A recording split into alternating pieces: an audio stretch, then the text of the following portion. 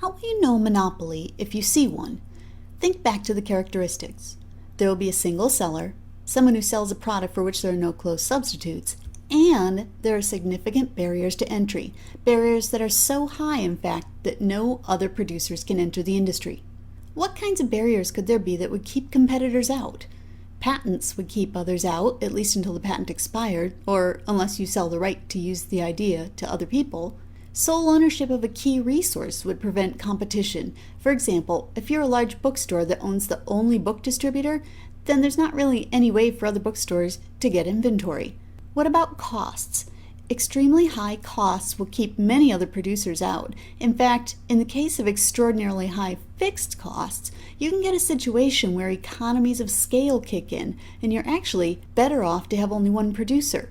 Look, think about power generation plants. It not only costs about $1 gazillion to build the plant itself, but then you need the power grid, all those towers and lines to deliver the electricity. So if there's just one company incurring all those upfront costs, that firm can spread the costs out over a large quantity of production, and the cost per unit ends up being very low. But if you break this company up, creating 10 smaller firms that would compete with each other, each firm must repeat these initial costs, yet has only 1/10 of the customers in this example. Cost per unit ends up being very high. In a case like this, with huge economies of scale, it's actually more efficient to have only one producer as a natural outcome of the cost structure. This would be a natural monopoly. With a natural monopoly, the enormous fixed costs dominate, so that effectively the average total cost curves look like what we're accustomed to seeing in an average fixed cost curve. The more you produce, the lower the cost per unit. This type of monopoly is the exception, though, and not the rule. Okay, enough about the atypical monopoly. What does the typical monopoly look like? First of all, because the monopoly is the only seller of the product, anyone who wants to buy the product must buy from the monopoly. This means that the demand faced by the monopolist is the entire industry or market demand. What does marginal revenue look like? To figure that out, let's look at a basic demand schedule. As my prices drop, the quantity that I can sell rises. I need to calculate total revenue before I can calculate marginal revenue, which I do by multiplying the price per unit times the number of units. Then I can address marginal revenue, or the amount of additional revenue I generate by selling another unit. Since I had no revenue when my output was 0, the marginal revenue of my first unit is plus $10. The second unit adds $8 to revenue, the third adds $6, and so on. Notice that, unlike perfect competition, the marginal revenue figures are less than the prices. If I plot out the numbers for demand and marginal revenue, you can see the contrast. I use the price and quantity figures to plot demand, and the marginal revenue and quantity figures to plot the marginal revenue curve. So I know that generally demand and marginal revenue look like this. To determine the monopolist's chosen output, though, I need to be able to find the output at which marginal revenue equals marginal cost, so I also need to add a marginal cost curve. Because marginal cost looks the same no matter what the market structure is, all I need to do is add our usual J-shaped marginal cost curve to the existing diagram. Now I can see the monopolist's profit maximizing output, Q star. Okay, this part is important. We don't know the monopolist's price yet. To find it, you have to remember that this producer can raise the price as high as the consumers are willing to pay. Since the demand reflects the buyer's willingness to pay, I go up to the demand curve to see what price I can get for these Q star units of output.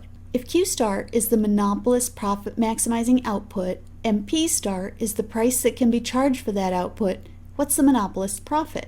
Well, we don't really know, do we? We're still missing the average cost curves, which need to be added in order to determine the amount of profit. Look, let's say you want to show a monopolist who's earning a positive profit. This means that the price must be higher than the cost per unit. In this case, remember that price times quantity yields your total revenue in green, and average total cost times quantity gives your total cost in red.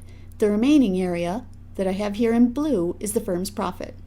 What happens to the monopoly's profit in the long run? I mean, if a competitive firm makes a profit in the short run, then over time, other firms enter and profits go to zero. So what happens to the monopolist's profit? Nothing happens. Remember the barriers to entry?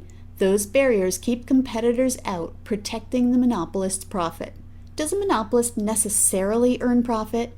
No, just because you're the only producer of something doesn't guarantee you'll earn a profit. If the cost per unit exceeds the price, you'll be losing money just like any other business owner. What'll happen in the long run?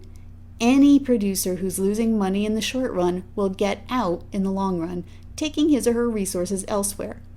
Where does this leave the industry? If this producer leaves, there is no industry. One last thing about monopoly. Why do so many people consider the monopolist to be the bad guy?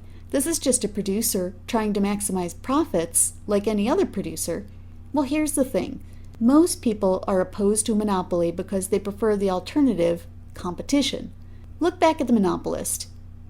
Now, if this were a competitive market instead, remember that in a competitive market, the market supply and the market demand determine the price and quantity. We know already that the monopoly faces the industry or market demand. Where's the industry supply? The marginal cost curve, as long as we're above that minimum average variable cost, is the monopoly supply. And since the monopolist is the only supplier, it's also the industry supply. The intersection of the industry supply and industry demand yield the price and quantity that we'd see if this were a perfectly competitive market. Why do people consider the monopolist to be the bad guy? Because the monopolist charges more and provides less product. The people who don't like the monopolist are the consumers who would rather see the lower prices and greater quantities associated with a competitive market. Next time, regulation.